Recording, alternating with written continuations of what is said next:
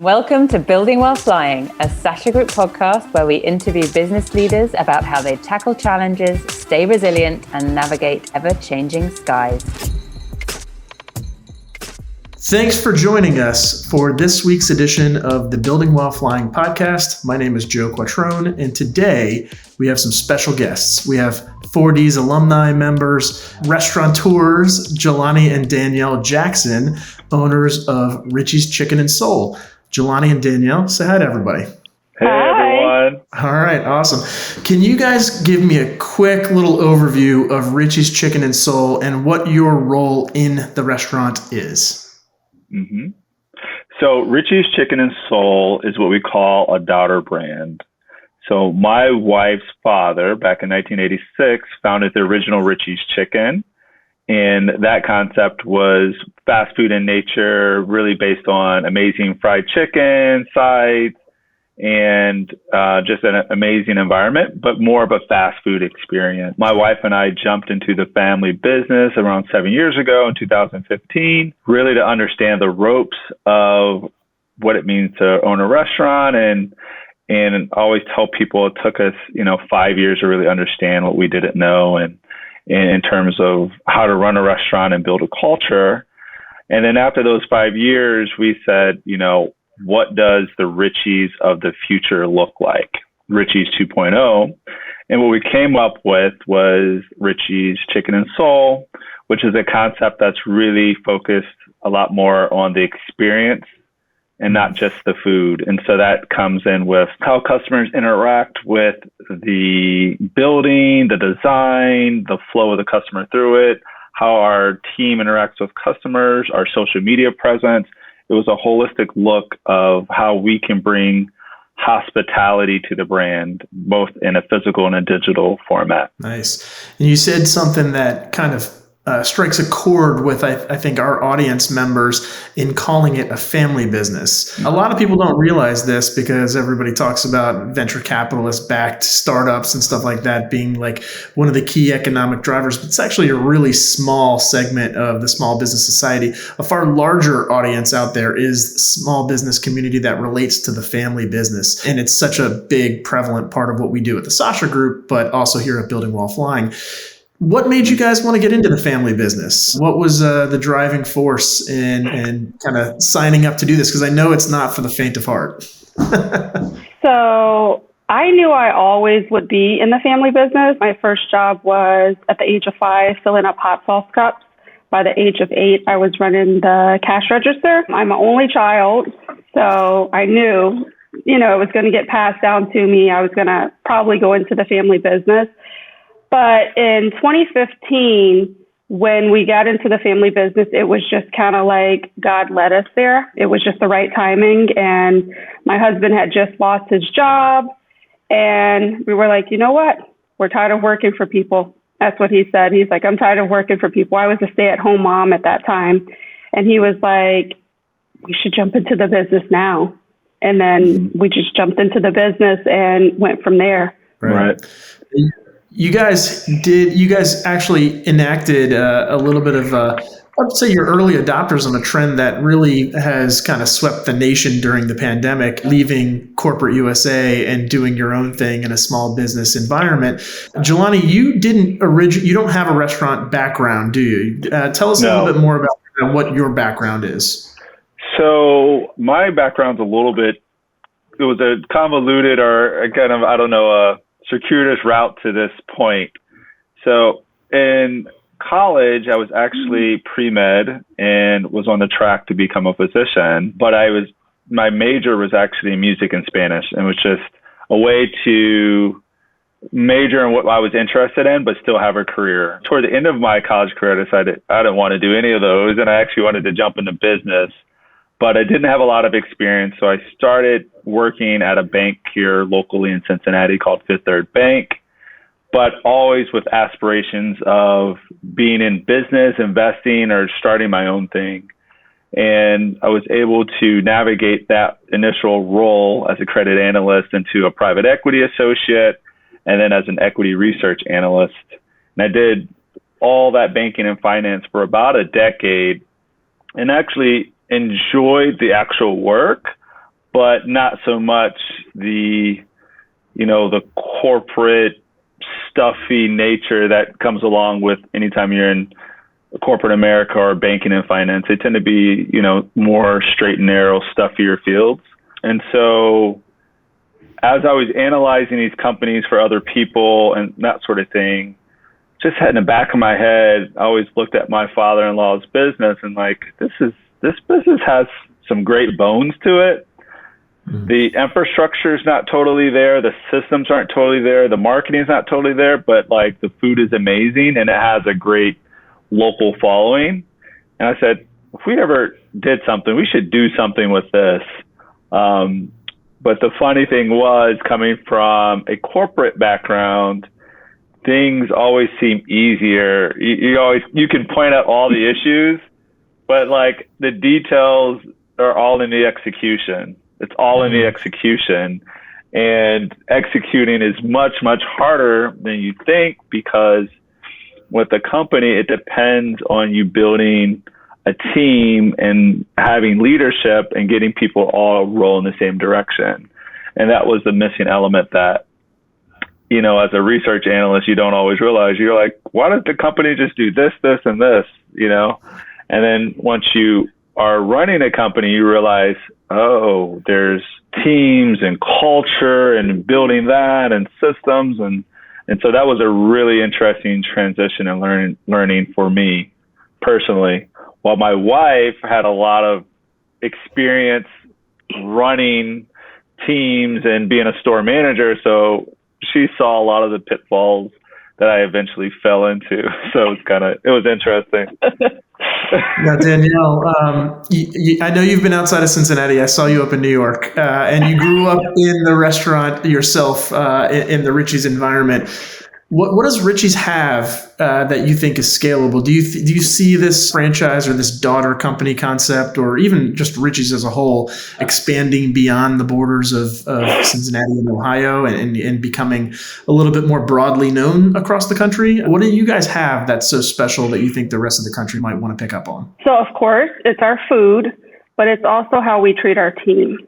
We take pride in how we take care of our team members and also how we treat our customers. I don't want a franchise, but I do want to grow the company. I think we could be like an In-N-Out burger for chicken, where it's all, family owned. But as far as what we have to offer that's different from other chicken restaurants, I would have to say the experience and the food and how we treat our team. We take pride in how we treat our team. We're very big on caring about them, showing empathy, showing love, something that we also do with our food. We always tell our customers that we put love in our food and you can taste it. I would also say, as far as our team, we're very big on making sure that everyone's heard and making sure that you're not just a number, that everyone knows who you are, that we take the time to speak to you, see how you're doing. That's just something that we're very big on. Gotcha. Mm-hmm. And, you guys have grown substantially across your social media profiles over the past couple of years. While you're looking to recruit the next generation of potential Richie's customers, how are you adopting kind of your familial kind of atmosphere when it comes to relations between generations? How are you bringing those folks up into your world a little bit more? What do you think resonates between your company and the next generation of folks out there that are on TikTok and Instagram and all these different platforms? Mm-hmm. I think for us, it's all about our core values. So our 3 core values are spread the love, do it with style. Remember your roots. So it's spread the love, doing it with style, and remembering your roots. And that translates so easily to the social media because we allow our team members and ourselves to be our authentic selves inside the store and outside the store. And so all of us are a little goofy, a little weird, and we just let that rip on social media, and people really connect with that. And then also, our food is very much tied to people's upbringing. And so people have a strong connection to soul food. everyone, they have their favorite fried chicken that their mother or grandmother may have made, or the cornbread that they had here. And so that provides a great connection for people because it reminds them of their childhood. And then it's just, we do it with style. We add our own flavor to the social media, which I think really translates. And I think the biggest part that speaks to people is just the authenticity of us being ourselves, and then people being able to see how we interact on social media. And when they come in the store, they still feel that same energy and vibe. And they're like, okay, wow, like that's really, really cool. And especially as a recruiting tool, when they see that what they're seeing in the video, they actually have that in the store as well. I love the chicken microphone. Where did you guys get that concept? Did you borrow that concept from somewhere in Twitter or TikTok, or did you guys come up with that on your own? We borrowed that. We have a social media intern. He's a local high school student. So we recommend to everyone out there who's looking to build their team, look at local high school students that have extra time. That's a great resource. But that was something he came up with, and we ran with it, and it was super successful. There was a trend on TikTok, and he said, let's do this. And we're like, yeah. And we're with our intern, we're pretty much, if he comes up with ideas, we just like to green light it and say, let's do it. Let's see what sticks. But that's where that came from. That's a big philosophy of Gary's, is stop saying or and start saying and. So yeah, we'll keep doing what we're doing, but yeah, and we're going to do all this other stuff over here. That's how we're going to be able to get the best results. But you said that people can experience, when they see what's going on online, they kind of get the same vibe when they come into the restaurant. Are you guys borrowing any of that kind of the music and stuff like that you see that you're using online? Or are you creating playlists, or how do you create the same ambiance? Is it just the energy of the staff? Like, what exactly do you think it is that translates? It's the energy of the staff, but also we're all very big on music. So, you come in one day, you may be listening to Al Green. On Sunday, we only play church music. So, you have all of our church crowd that comes in. On a Friday night, we may play dancehall. On a Wednesday, we may play calypso, which is, Caribbean music. So it's always something different, and everyone can kind of connect. When customers are waiting in line, you see the connection. They're dancing as they're waiting on their food. Or on Sundays, you'll have customers that'll say, I didn't go to church today, but oh my gosh, I feel the spirit here. Like, I just came here and I feel the Holy Ghost. So it's just like, right. It's just a really good connection with the customer where, they love hearing the music. Or you'll have a customer, I have a customer on a video where one time he was just singing, and everyone just starts pitching in to singing too. So it's just a whole connection and just having a good time. Right. We're very loud. It's a very loud yelling to the kitchen. Can get irreverent at times. It's just, we joke with our customers.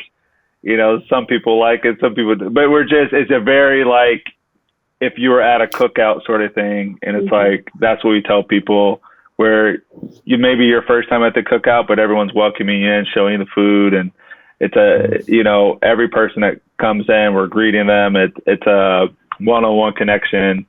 And one of the first things we did, we made sure that we had a good speaker system. So we have Bose speakers in there, and we had those from the beginning, because we were like, we really want music to be at the forefront of what we do. So it's translated really well. I mean, like, we have some of the clips that we have online are just of our team members breaking out into dance, just randomly, and then we just will capture a video of that and we've made clips out of that. And it's not like, hey, dance. It's like, he's dancing, and then we pull out the video, or she's dancing, and we capture it. And so it's like, that's why people can catch the vibe, because it's not necessarily people putting on an act for the camera. It's just like, we're capturing moments within our store.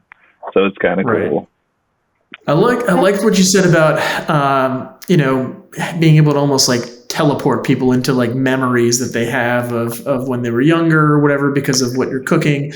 Talk to me about the sensation or the sense of smell that kind of carries over with, because I know a lot of the memories that I have from my youth are from the smells of my grandmother's kitchen or something like that. Are there certain types of ingredients that you guys use to really unlock those memories for people when it comes to soul food? And if so, it might be, company secrets, but what are a couple of those key ingredients that you think really unlock the memories? For me, do you have one, babe? No, go ahead. For me, there's nothing like the smell of just like fried chicken in the grease and it's just bubbling. There's nothing better than that. And layered on top of that, we're fresh baking cornbread every day. Mm. And like, so mixing those two smells. And then if you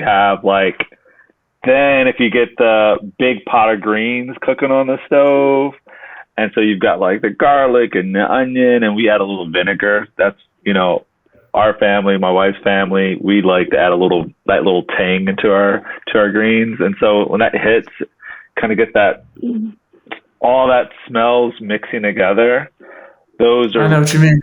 I have family that's from the North Carolina part of the world, so vinegar on our pulled pork barbecue is very pungent aroma, but one that every time I walk into a barbecue place, I'm like, yep, this is North Carolina barbecue. Exactly. So you know what I mean? Yeah. It's just that it hits your nose and it kind of like, it's like especially when they're cooking cornbread and peach cobbler.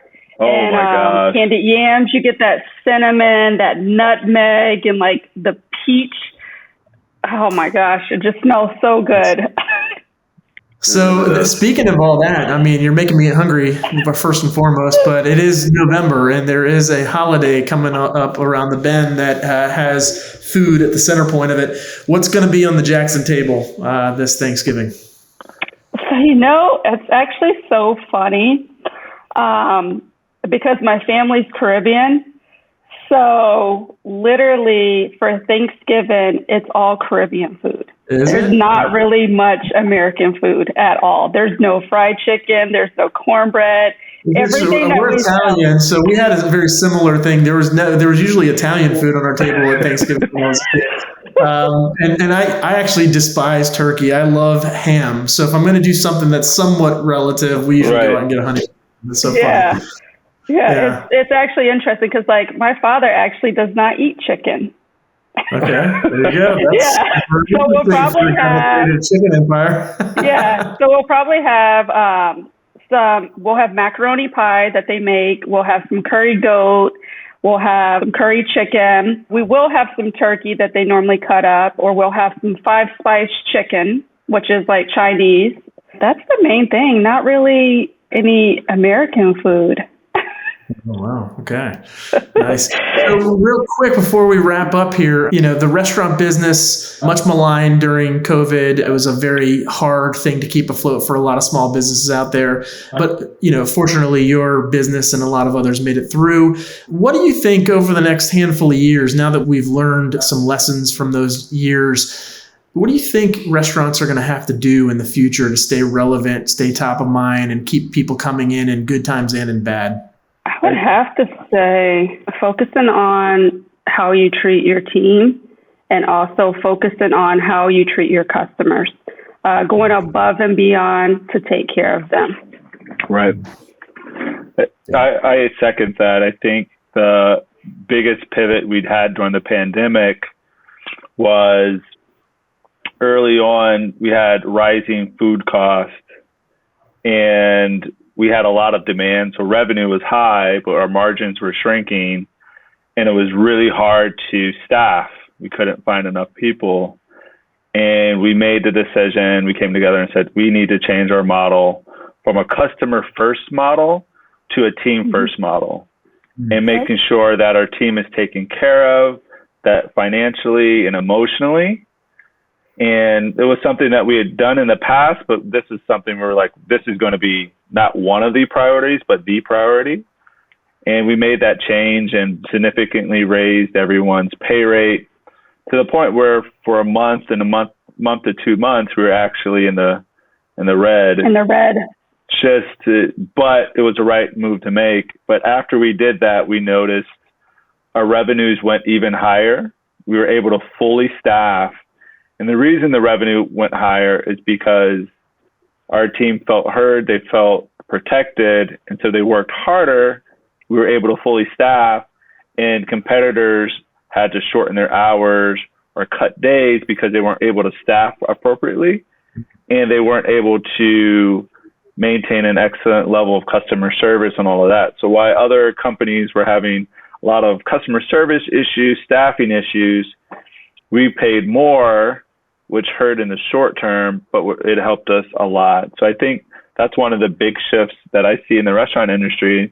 And there's a lot of peers, online or that we follow where they had this model of, well, nobody wants to work and this and that. And it was very much this kind of negative approach to the environment instead of saying, okay, what do these workers need that were at the front line of this pandemic and addressing that. And some of these people that have complained, we've noticed here locally, there's been a lot of small businesses that have closed related to staffing issues. So that was one of the biggest shifts. And then I would say number 2 is telling your story, and through marketing, through digital and the social media. I think if you don't tell your story and get that out, other people will tell your story, or it won't even be heard of at all. So it's one of those 2 options. And so those are one of probably the 2 major shifts that we've made. Well, that's awesome. That's exactly what I wanted to hear to end on a high note. So just for the rest of the businesses out there listening, you heard it from Jelani and Danielle. Tell your story, or else somebody's going to tell it for you, or you're going to get kind of left in the dust altogether. Anyway, thanks for joining us. Everybody in the audience, please feel free to join us for another edition of the Building While Flying podcast next week. I've been your host, Joe Quattrone. Thank you very much.